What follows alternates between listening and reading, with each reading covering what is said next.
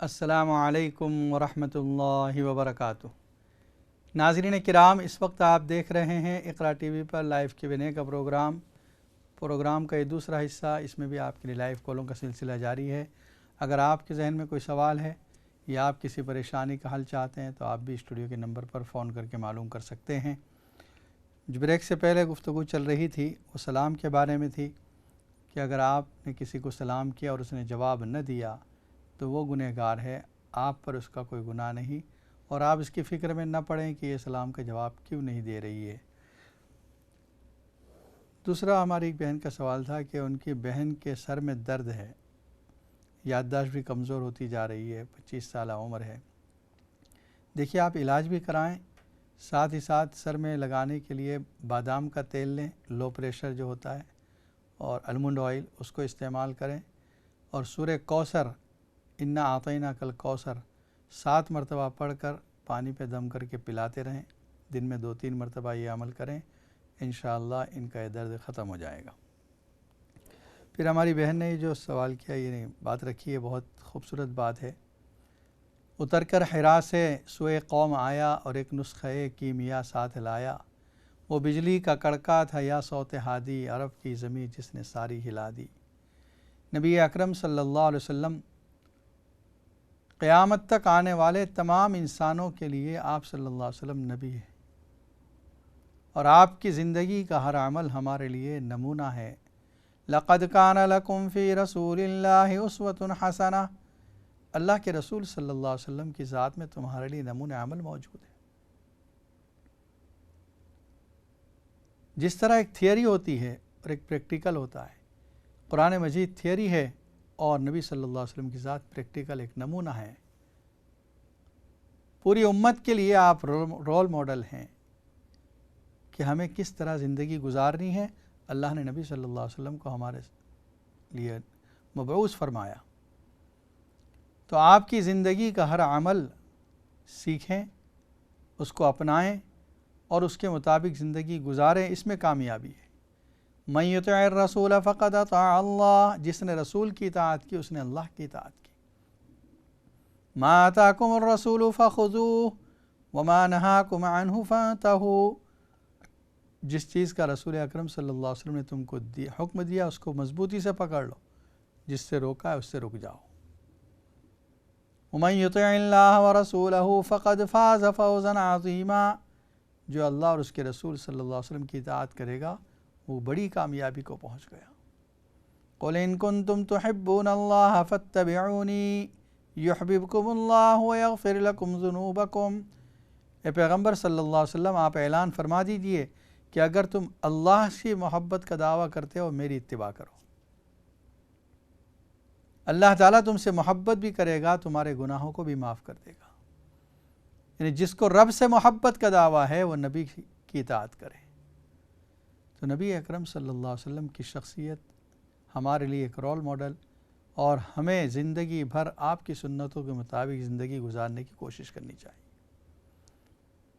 صرف یہ ایک دن منانے کا طریقہ اصل میں مغربی طریقہ ہے، ویسٹرن کنٹریز ان کا کلچر ہے۔ ماں کے لیے تو ایک دن، باپ کے لیے تو ایک دن، فلاں کے لیے تو ایک دن، ہمارے لیے تو ساری زندگی، ہر دن 24/7 365 ہمیشہ اللہ کے نبی صلی اللہ علیہ وسلم ہمارے لیے نمونے عمل موجود ہیں۔ یہ عجیب بات ہے کہ صرف ایک دن تذکرہ کر کے یہ سمجھتے ہیں کہ ہم نے حق ادا کر دیا۔ اصل محبت تو یہ تھی کہ آپ صلی اللہ علیہ وسلم کی سیرت کو اپناتے ہیں۔ ربیع الاول کا یہ پیغام ہے کہ آپ سیرت کو اپنی زندگی میں اپنائیں، جیسے نبی صلی اللہ علیہ وسلم کے اخلاق تھے ویسے اخلاق آپ کے اندر ہوں۔ حدیث میں فرمایا آپ نے خیارکم خیارکم لأہلہ وأنا خیر لأہلی، تم میں بہتر وہ ہیں جو اپنے گھر والوں کے لیے بہتر ہوں اور میں اپنے گھر والوں کے لیے بہتر ہوں۔ ان من احسنکم احسنکم اخلاقا، تم میں بہتر وہ لوگ ہیں جو اخلاق کے اعتبار سے بہتر ہوں۔ اگر آپ اولاد ہیں تو ماں باپ کے ساتھ کیسا سلوک کیا جائے، اگر آپ شوہر ہیں تو بیویوں کے ساتھ کیسا سلوک کیا جائے، اگر آپ بیوی ہیں تو شوہر کے ساتھ کیسا سلوک کیا جائے، ایک پڑوسی دوسرے پڑوسی کے ساتھ کیسا سلوک کرے، اسی طرح ہر ایک کے لیے نمونۂ عمل موجود ہے۔ صحابہ کرام نے یہ کیا کہ آپ کی سنت کو اپنایا۔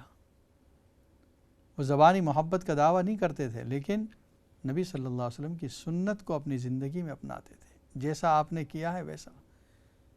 ایک مرتبہ حضرت عبداللہ ابن عمر رضی اللہ تعالیٰ عنہ مدینہ سے مکہ جا رہے ہیں، یہ نبی اکرم صلی اللہ علیہ وسلم کی وفات کے بعد۔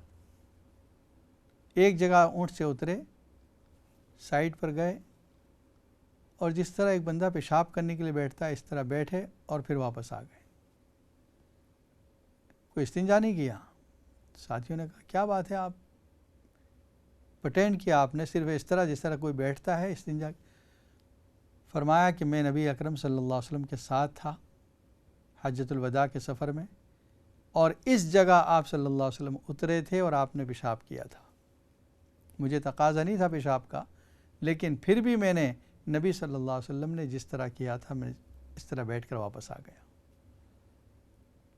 یہ صحابہ کرام کی محبت۔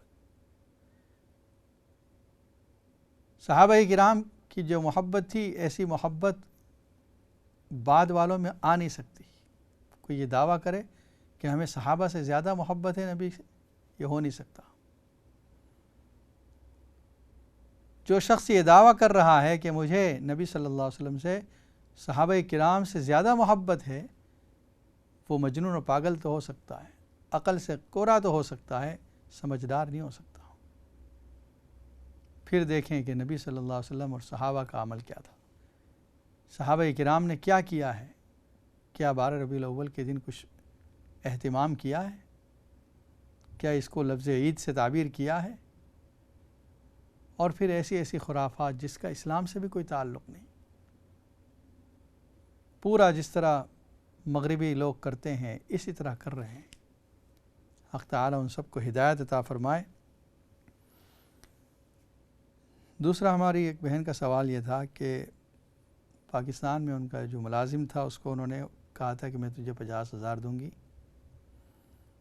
25,000 تو یہ آ گئی اور 25,000 اس نے ان کے کیئر ٹیکر سے لے لیا ہے۔ اب ان کو یہ فکر ہے کہ باقی 25,000 کیا کروں گی۔ دیکھیے، پہلی بات تو یہ کہ آپ نے اس سے وعدہ کیا ہے تو کوشش کریں، اس کا پتہ تلاش کریں، نمبر ہو تو نمبر سے کانٹیکٹ کریں اور اس کو پہنچ جائے تو اچھا ہے۔ دوسری بات یہ ہے کہ یہ کوئی بطور اجرت کے نہیں تھا، آپ اس کی تنخواہ تو دے ہی رہی تھی، یہ احسان تھا اس پر، اس لیے اگر آپ اس کو نہ دے سکیں، کسی اور کو دینا چاہیں 25,000 تو بھی دے سکتی ہے۔ پہلے کوشش ہو، کیونکہ وعدہ کیا تھا اس لیے، لیکن اگر وہ نہ ملے دوسرے کسی کو بھی آپ یہ دے دیں گی تو انشاءاللہ اجر و ثواب ملے گا آپ کو۔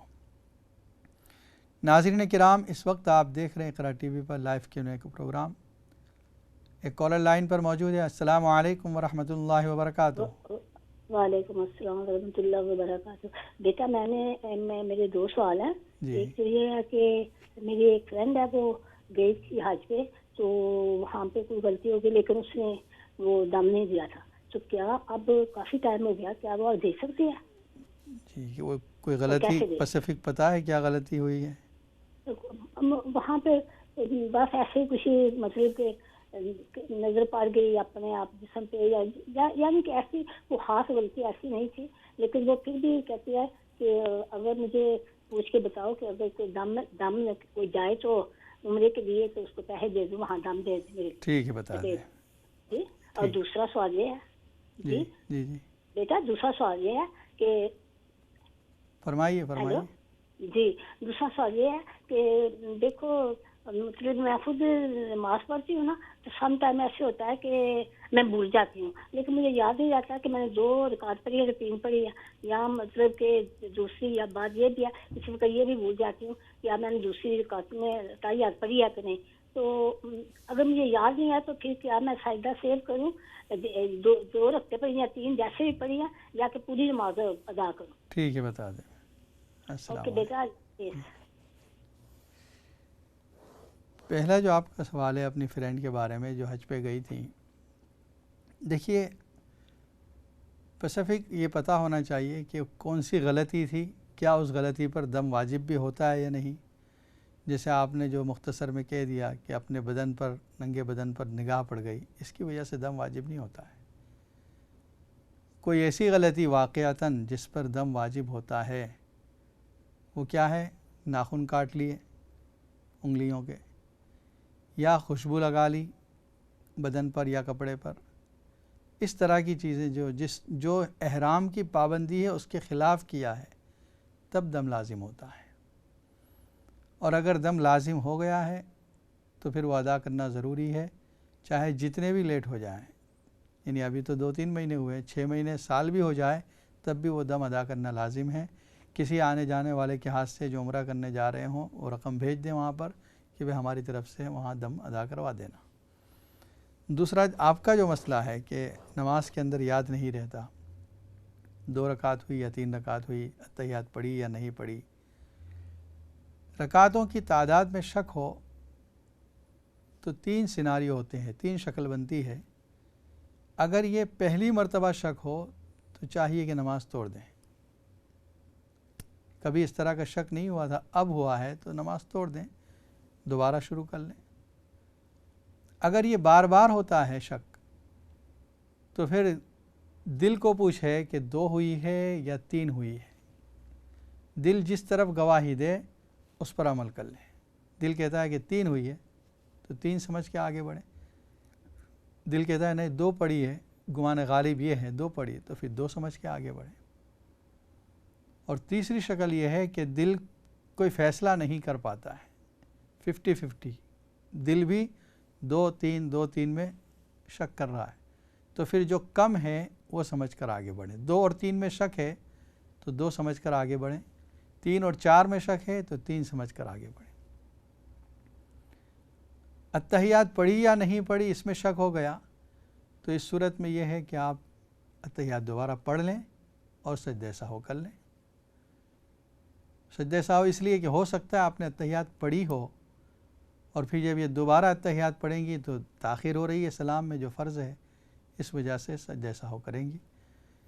تو خیر نماز جاری رہے. اصل میں شیطان نماز میں سے کچھ حصہ اچک لیتا ہے. آپ کے لیے ایک علاج ہے، وہ یہ ہے کہ جب بھی نماز کا وقت ہو اچھی طرح وضو کریں آپ سنتوں کی ادائیگی کے ساتھ، اور پھر مصلی پر آ کر بیٹھ جائیں تھوڑی دیر، 2-4 منٹ ہی صحیح، ذکر کریں، درود شریف پڑھیں، استغفار پڑھیں، اور پھر اس کے بعد نماز شروع کریں. جس طرح ورزش کرنے والا تھوڑا وارم اپ ہوتا ہے، اس کے بعد اس کے لیے ورزش کرنا آسان ہو جاتی، ٹھیک اسی طرح نماز سے پہلے اپنی یکسوئی ایک طرف ہو جائے، توجہ ایک طرف ہو جائے. اس کے لیے یہ عمل ہے کہ تھوڑی دیر آپ بیٹھ جائیں اور اس کے بعد جب آپ کے خیالات جو ادھر ادھر جا رہے تھے وہ ختم ہو گئے، اب نماز شروع کر رہے ہیں. بہت زیادہ انتظار نہ کریں، 2-4 منٹ کے بعد کھڑے ہو سکتے ہیں آپ. یہ جو تھوڑی دیر بیٹھنا ہوگا اس کا یہ فائدہ ہوگا. اور وضو کا جو میں نے کہا کہ سنتوں کی ادائیگی سنتوں کے ساتھ، اس لیے کہ جتنا وضو صحیح ہوگا اتنا نماز پر اس کا اچھا اثر ہوگا. جو نماز میں وسوسے اور خیالات آتے ہیں اس کی ایک وجہ یہ بھی ہے کہ وضو کمپلیٹ نہیں کیا ہے، اچھی طرح وضو نہیں کیا ہے. اس صورت میں وسوسے اور خیالات زیادہ آتے ہیں. ناظرین کرام، سورہ دخان پر جو گفتگو چل رہی تھی، زقوم کا ذکر آیا. سورہ صافات میں اللہ تعالیٰ نے فرمایا کہ یہ زقوم کا درخت فَإِنَّهَا فَمَالِئُونَ مِنْهَا الْبُطُونَ، اس سے ان کو پیٹ بھرنا پڑے گا، یعنی جہنمی اس سے پیٹ بھریں گے. وَإِنَّ لَهُمْ عَلَيْهَا لَشَوْبًا مِّنْ حَمِيمٍ، اور پھر جب پانی کریں گے تو ایسا گرم پانی دیا جائے گا کہ پئیں گے تو ان کے آنتیں جل جائیں گے، نکل جائے گی. طعام الاسیم کالمہل یغلی فی البطون کغلی الحمیم خذوه فاعتلوه الى سواء الجحیم ثم صبوا فوق رأسه من عذاب الحمیم. اس کو جہنم کے بیچ میں لے جاؤ، اس کے اوپر سر کے اوپر جہنم کا گرم گرم پانی ڈالو اور کہا جائے گا ذق انک انت العزیز الکریم، چکھ لے بڑا معزز بنا پھرتا تھا، دنیا کے اندر بڑا باعزت بنا پھرتا تھا، اللہ کی نافرمانی کر رہا تھا، سرکشی کر رہا تھا، اور یہ سمجھتا تھا کہ میں بڑا باعزت ہوں۔ ان ھذا ما کنتم بہ تمترون، یہ وہ عذاب ہے جس میں تم شک کیا کرتے تھے۔ اس کے بعد جنتیوں کا تذکرہ شروع ہوا، ان المتقین فی جنات فی مقام امین فی جنات وعیون۔ ایک کالر لائن پر موجود ہے۔ السلام علیکم ورحمۃ اللہ وبرکاتہ۔ جی آپ لائن پر ہیں۔ جی السلام علیکم۔ وعلیکم السلام، فرمائیے۔ جی آپ ٹی وی کی آواز بند میرا کریں۔ سوال یہ تھا کہ داڑھی کو ٹرم کیا جا سکتا ہے کہ نہیں؟ جی، اور جی بتا دیں۔ جی السلام علیکم۔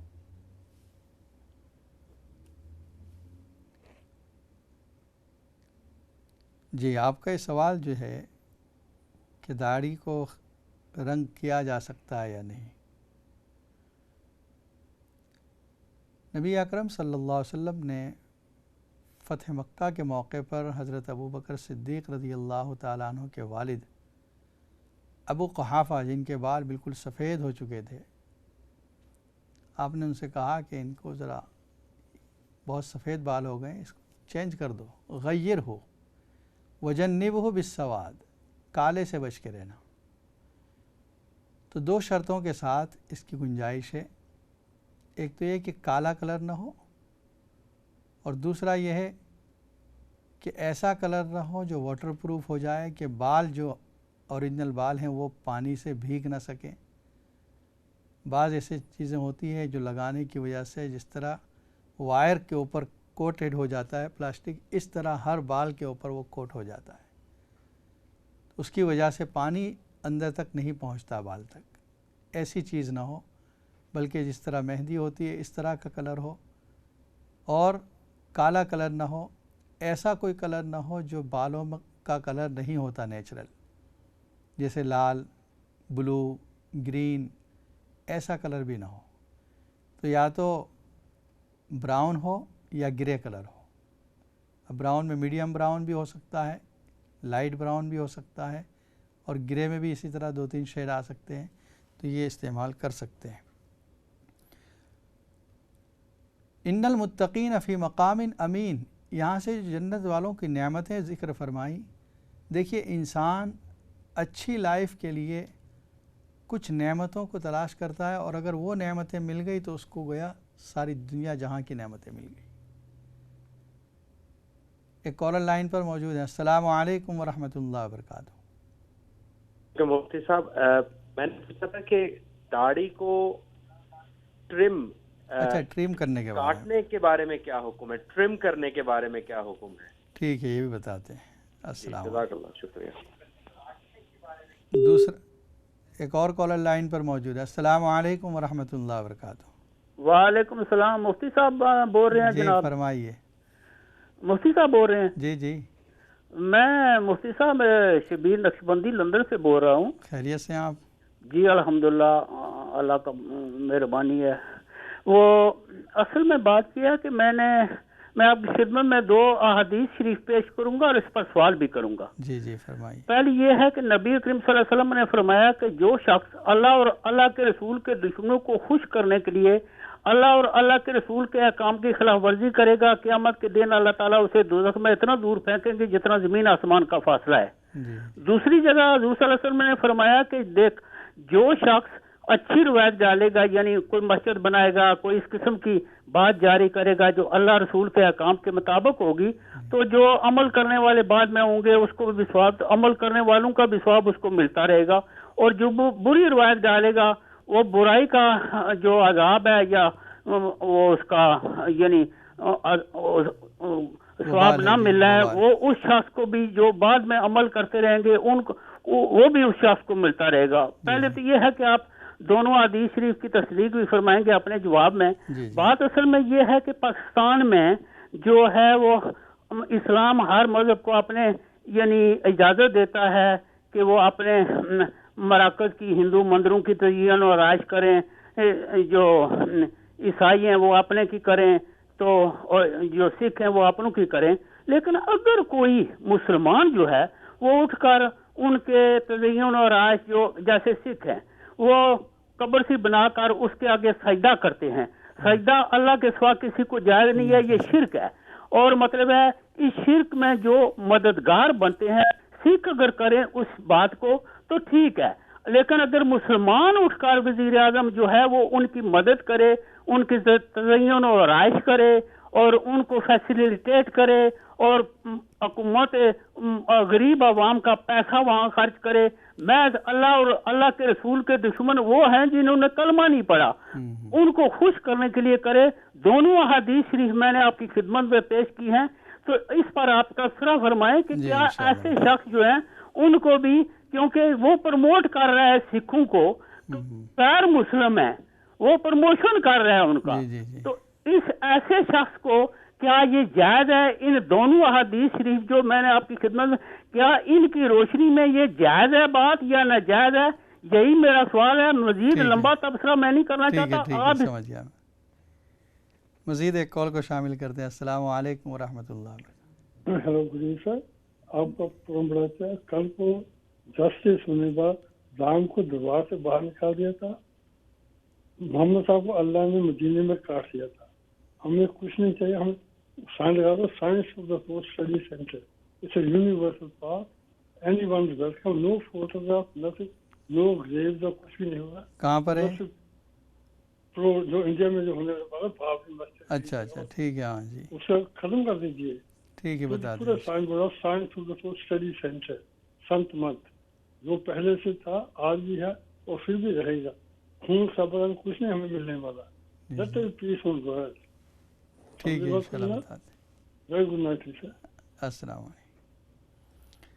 جو ہمارے بھائی نے سوال کیا ہے داڑھی کے بارے میں کہ داڑھی کو ٹرم کرنا، دیکھیے داڑھی کو ٹرم کرنے کی اجازت اس وقت ہے جب ایک مشت سے زائد ہو جائے.